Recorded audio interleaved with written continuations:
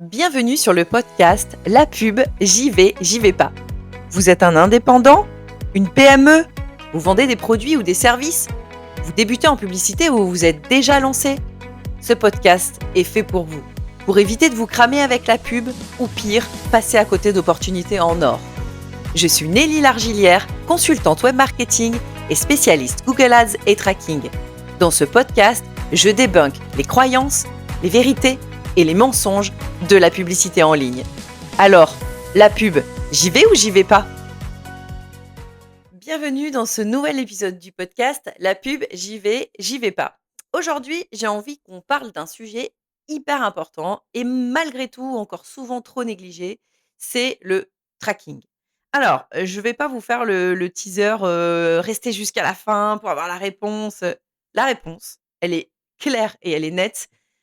N'allez pas faire de la publicité si vous n'avez pas mis en place un tracking et un tracking, bien foutu. Souvent, on a des trackings, on a l'impression d'avoir un tracking, au final, il n'est pas assez bon, pour vous donner les bons résultats. C'est comme si vous en aviez pas et ça donne parfois une mauvaise illusion justement. Donc on ne fait pas de la publicité si on n'a pas un tracking parfait. Pour vous donner quelques exemples, ne pas avoir de tracking, c'est comme, jouer à Colamaia au bord de la falaise. C'est comme, conduire une voiture avec un bandeau sur les yeux ou alors, pour que vraiment vous compreniez, c'est comme, être sur un bateau sans boussole et sans gouvernail. Vous allez complètement dériver, vous ne savez pas où vous irez, vous prendrez des risques, bref, ça n'a pas vraiment de sens. Mais alors, vous allez me dire: «Le tracking, c'est quoi?» Le tracking, c'est mesurer vos conversions et les actions que font vos utilisateurs sur votre page de vente. Je m'explique. Lorsque un utilisateur arrive sur votre page de vente, il va, en général faire plusieurs actions. Si vous êtes sur un site e-commerce, il peut, regarder des produits, o ajouter au panier, supprimer du panier, ajouter un code promo. Ensuite, s'il fait des actions d'achat, il va commencer à mettre ses informations de livraison, ses informations de paiement et passer à l'achat. Toutes ces actions, ce sont des événements que l'on va pouvoir mesurer à l'aide d'outils comme Google Analytics, par exemple, et qu'on va aussi pouvoir remonter dans les plateformes comme Meta ou Google Ads, par exemple. Ces actions vont être essentielles pour vous permettre de comprendre ce qu'il se passe. Imaginez, vous avez 100 ajouts au panier et une vente. Là, vous pouvez imaginer que vous avez un problème de checkout, par exemple. Par exemple, vous proposez qu'un seul moyen de paiement, vous proposez que PayPal, par exemple, et il y en a plein qui veulent pas passer par PayPal. Ils préfèrent, mettre leur carte bleue ou ce genre de choses. Donc là, ça vous donne une indication, les gens sont intéressés par vos produits, il y a des ajouts au panier, mais visiblement, ils ne vont pas jusqu'au bout de la conversion, ils n'achètent pas, au bout du bout, donc vous avez un problème quelque part, j'allais dire d'ergonomie ou un problème technique, le paiement passe pas par exemple, voilà, vous avez tout ce genre de choses et ça sans tracking, vous pouvez pas le savoir. Vous pouvez pas savoir que vous avez eu, tant d'ajouts au panier et aucun achat. Dans ce processus-là, entre l'ajout au panier et l'achat, vous avez aussi, les informations de livraison, vous avez, les informations, les informations personnelles, les emails et cetera. Si vous en demandez trop, parfois, ça peut freiner certaines personnes. Vous pouvez, aussi, ne mettre que la livraison à domicile, par exemple. Il y a des gens qui veulent pas être livrés à domicile, ils préfèrent des points relais, mais vous proposez pas cette solution. Ou alors vos frais de port sont extrêmement chers par rapport aux produits que vous vendez, ce qui peut être également un frein à l'achat. Donc toutes ces choses-là, vous allez pouvoir les mesurer en vous disant: «Voilà, j'ai des bons produits, enfin tout fonctionne, mais personne n'achète, pourquoi?» Vous allez pouvoir décortiquer un petit peu comme ça en regardant, le parcours de vos utilisateurs sur votre site internet. Dans des Google Analytics, vous allez pouvoir analyser, grâce à votre tracking, ce qui marche et ce qui marche pas. Hem, Lorsque vous avez, de la même façon un site de service, une page de vente qui vend un service, donc avec un formulaire de contact par exemple, vous avez, d'autres éléments de tracking aussi ultra intéressants à suivre, comme par exemple, le scroll de la page. Si vous faites une page de vente très longue, ça peut arriver si vous avez, un produit assez cher à vendre, assez technique, vous pourriez avoir une page de vente très, très longue avec beaucoup d'explications. Là déjà, vous pouvez traquer le scroll de cette page-là. Vous pouvez vous dire: est-ce que les gens vont jusqu'au bout de la page ou est-ce que personne n'y va? À ce moment-là, je me suis un petit peu cassé la tête à faire une page énorme et ça sert pas à grand chose. Ça peut vous servir à ça. Vous pouvez aussi voir si les gens commencent à remplir le formulaire de contact, mais qu'ils ne vont jamais au bout. C'est-à-dire qu'ils ne cliquent pas sur envoyer, ce qui vous empêche vous, d'avoir le lead.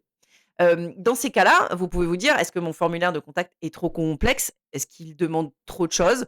Du coup, ça les gens sont réticents. Par exemple, si vous demandez, en champ obligatoire, l'adresse postale des gens, leur numéro de téléphone, leur email, enfin, il y a des informations que vous êtes obligés d'avoir. Parfois, ça peut peut-être être un peu trop, si vous demandez, par exemple, s'ils sont mariés, s'ils ont des enfants. Il y a des gens qui ont pas envie de donner toutes ces informations-là juste pour, avoir une information ou pour être un lead, en fait, hein. Ils veulent avoir un contact avec votre entreprise, mais n'en demandez peut-être pas trop. En tout cas, seul le tracking peut répondre à cette question. Vous vous dites: «Non, mais moi, dans mon activité, il faut un formulaire très, très long ou alors il faut un formulaire très, très court». Vous pourrez pas le savoir tant que vous avez pas un tracking qui va mesurer cela et qui va mesurer les champs remplis de votre formulaire, qui va mesurer le nombre de personnes qui sont arrivées sur votre site et le taux de conversion, c'est-à-dire le nombre de personnes qui ont rempli le formulaire de contact. Tout ça sans tracking, ça ne sera pas possible. Le tracking, il est indispensable, en fait, dès lors que vous avez un business en ligne.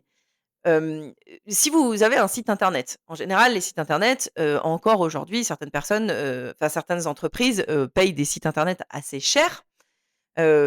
Pour qu'ils soient visibles, il faut derrière du SEO ou alors de la communication organique sur les réseaux sociaux. Bref, tout ce qui demande quand même pas mal de travail. C'est quand même super dommage si vous faites tout ce travail-là et que vous avez en amont payé un site web, de ne pas traquer ce qui se passe sur votre site web, de ne pas savoir si les gens viennent, de ne pas savoir, comment les gens viennent, d'où ils viennent, comment ils viennent et ce qu'ils font surtout, surtout, une fois qu'ils sont arrivés sur votre site internet. C'est la base de tout business en ligne, ça va être ce tracking. Ça va être de suivre vos métriques. On appelle ça les KPI, les indicateurs clés de performance. C'est vraiment, bah, qu'est-ce que je veux? Pourquoi j'ai créé un site internet, en fait? Qu'est-ce que je vends? Mon entreprise, elle fait quoi? Je vends quoi? J'ai fait un site internet, pourquoi? OK, pour tout ça. Mais du coup, tout ça, je le mesure comment? Et ben, je le sais grâce au tracking. Si vous faites tout ça et que vous n'avez aucune métrique à analyser, ça en fait, vous êtes complètement à l'aveugle, vous êtes complètement dans le noir et en fait, si ça n'a aucun intérêt. Et donc du coup, si je reviens au sujet de cet épisode, c'est, la pub, j'y vais ou j'y vais pas si je n'ai pas de tracking. Eh bien, vous l'avez bien compris, pour n'importe quel business en ligne, même si vous êtes en organique, même si vous ne payez pas, pour que les gens viennent sur votre site, le tracking est indispensable. Imaginez maintenant mettre de l'argent dans des plateformes publicitaires comme Google, Meta, TikTok ou LinkedIn et derrière ne pas pouvoir mesurer clairement ce que vous a rapporté cet investissement publicitaire. Vous mettez 1 000 € par mois et à la fin du mois, vous dites: «Je ne sais pas combien de personnes sont venues sur mon site grâce à ces 1 000 €. Je ne sais pas ce qu'ils ont fait sur le site une fois qu'ils sont arrivés». C'est-à-dire que, les plateformes publicitaires, au passage, elles se sont gavées sur vos clics. La personne clique sur une annonce, ah, vous avez payé, hop, c'est bon, vous avez payé. La plateforme, elle est contente, elle a payé. Derrière, elle en a strictement rien à foutre de ce que l'utilisateur va faire sur votre site. Qu'il fasse une conversion ou pas de conversion, Google, Meta, ils se sont gavés au passage, ils sont contents, hein. Ils ont leur blé et vous l'avez plus. Il faut absolument que ces utilisateurs soient convertis, évidemment, en clients derrière. Sinon, vous faites pas de publicité. Vous investissez pas dans la publicité si c'est pas pour récolter des clients derrière. Sans tracking, vous ne pourrez pas savoir si ces 1 000 € ont été investis au bon moment, au bon endroit, sur la bonne audience. Donc en fait, vous allez, balancer l'argent par les fenêtres, ça c'est clair et net et vous pourrez pas, augmenter, l'investissement, sur les bons canaux non plus et c'est quelque chose qu'on voit, assez souvent, malgré tout, hein, c'est qu'on se dit: «Ah mais de toute façon Meta ça marche pas pour moi», ou «Google Ads, c'est trop cher, et de toute façon, moi pour moi ça a jamais marché». Derrière, quand on creuse un petit peu et qu'on cherche les métriques qui font dire ça, et mais en fait on les trouve pas. On ça c'est au doigt mouillé quoi. C'est: «Ah oui, mais non, non, mais moi je crois que, enfin il me semble bien que sur Meta ça a jamais fonctionné». Quelles sont les métriques précises qui permettent de tirer cette conclusion? En fait, hem, c'est vraiment là que tout va se jouer. C'est-à-dire que, sur une intuition, vous pouvez pas réinvestir de l'argent sur une intuition. Si vous investissez plus dans Meta parce que vous avez l'impression que ça marche mieux, mais qu'en fait, quand vous creusez un peu les chiffres, c'est Google Ads qui vous rapporte le plus, vous allez potentiellement griller énormément d'argent dans la mauvaise plateforme. Et encore une fois, le tracking va vous permettre d'ajuster tout ça et alors, très souvent de dépenser moins pour gagner plus et ça, c'est quand même génial parce que vous n'êtes pas, super content, tous les mois de mettre 1 000 € dans une plateforme publicitaire. C'est pas votre grande joie: «Ah, je suis trop content, j'ai mis 1 000 € dans Meta ce mois-ci». Non, personne n'aime faire ça. Par contre, si vous dites: «J'ai mis 1 000 € dans Meta ce mois-ci, ça m'a rapporté 10 000», voilà, c'est là que c'est bien. Mais ce qu'il faut vraiment savoir, c'est ça, en fait. C'est, qu'est-ce qui me rapporte le plus? Du coup, est-ce que je suis prêt à mettre 3 000 € dans Meta parce que ça me rapporte 15 000. Par contre, je vais mettre que 1 000 dans Google Ads parce que ça me rapporte que 8 000. Mais vous continuez les 2 plateformes et chacune a un budget défini, basé sur des vraies métriques et des vrais KPI. Et vraiment, ça fera toute la différence sur, vos investissements publicitaires sur le long terme et sur le gain que vous allez pouvoir retirer de la publicité en ligne. Donc la question, est-ce que le tracking peut rendre vos campagnes efficaces? C'est pas le tracking qui va faire de jolies annonces, des jolis slogans, des jolies, créatives, des jolies vidéos. Évidemment, c'est pas votre tracking qui va faire ça. Par contre, le tracking, il va vous permettre de vous dire: «Eh ben cette vidéo que vous trouviez jolie, finalement, elle ne convertit pas du tout».